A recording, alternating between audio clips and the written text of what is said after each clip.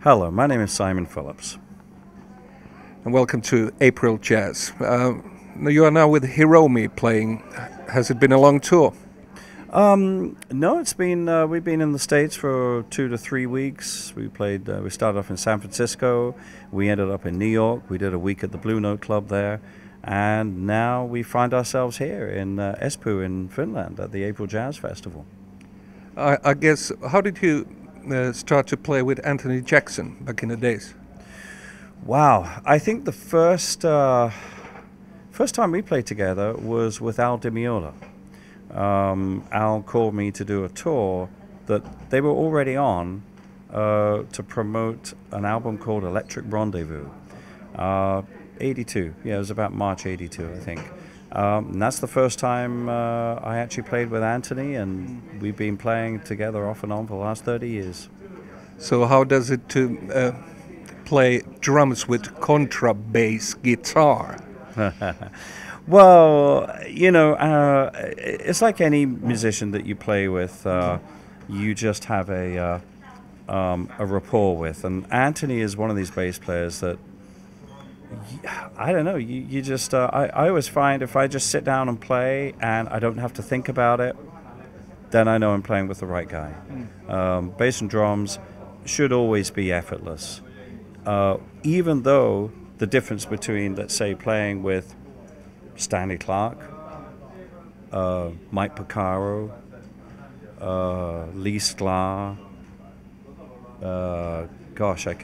Nathan East, and Anthony Jackson. I mean, they're all different, but they still have that same thing, whatever that thing is, where I don't even think about it. I don't even have to look at them. I do, because they'll play something which will probably make me laugh, and I'll go, yeah, But really, it's just you don't have to think about it, and when you don't think about it, then the most important thing is what you're dealing with is the music, and that's how it should be. So then we add Hiromi on piano. What do you listen when you're playing as a trio? Do you listen to the whole thing, or are you just hooking up with the bass? No. I mean, I always listen to anybody else that is playing in the band. I mean, you have to. It's music. You can't just concentrate on one instrument. That would be silly. No, I listen to the whole thing. But it's very funny with Hiromi Trio.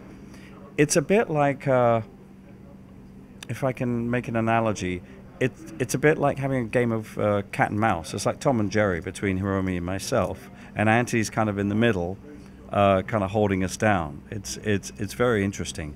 It's almost like he's the referee. That's more of a kind of a light-hearted, comical approach to it. But there is a bit of that because there's a lot of interplay. But that doesn't mean that Anthony is exempt from this interplay. In fact, he's way in there, and that's why this trio works. Because, Anthony is very similar to myself. We don't think about it. We're just very instinctive players. And we just can't help ourselves. If somebody does something, we're going to react. I've always been a very reactive player. And I also take that into the rock and roll thing.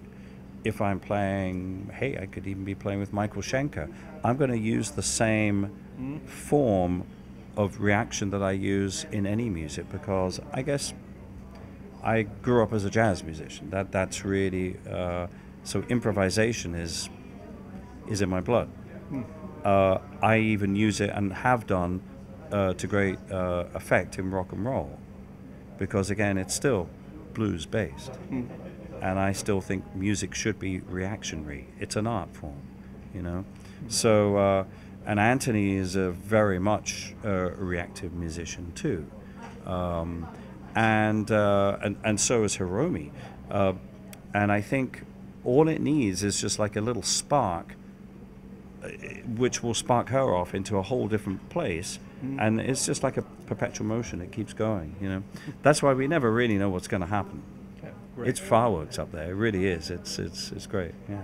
So you, when you're traveling with your drum sets, we heard that you need quite a lot of time to tune it again before the concert, or Well, actually, no. That's when I don't travel with my drum kit. Okay. The problem is the drum kit that I'm sort of known for using is it's a fairly large drum kit.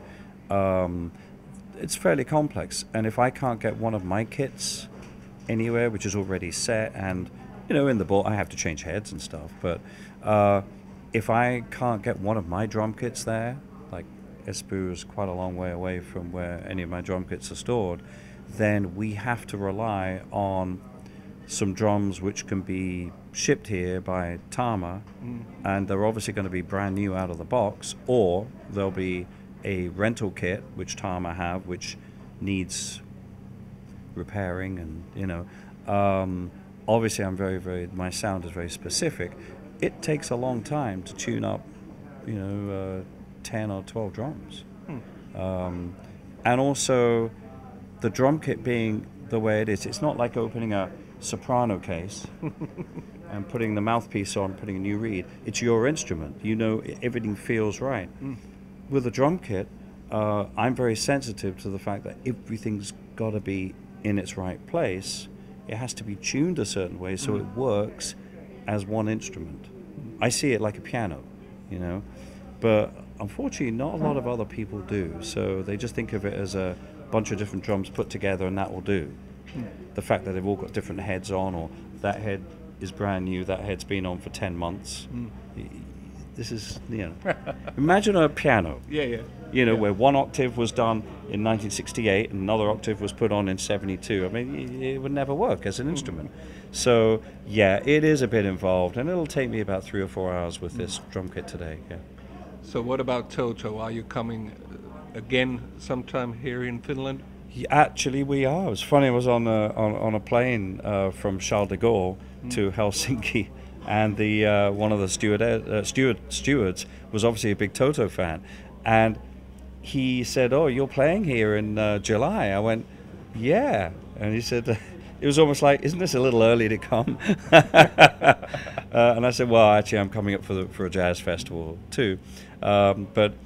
Yeah, we do. Helsinki is the last show of our European tour this summer, July 6th. So we'll be here. Okay, we thank you and wish you a pleasant stay and Lovely. great gig. Thank you.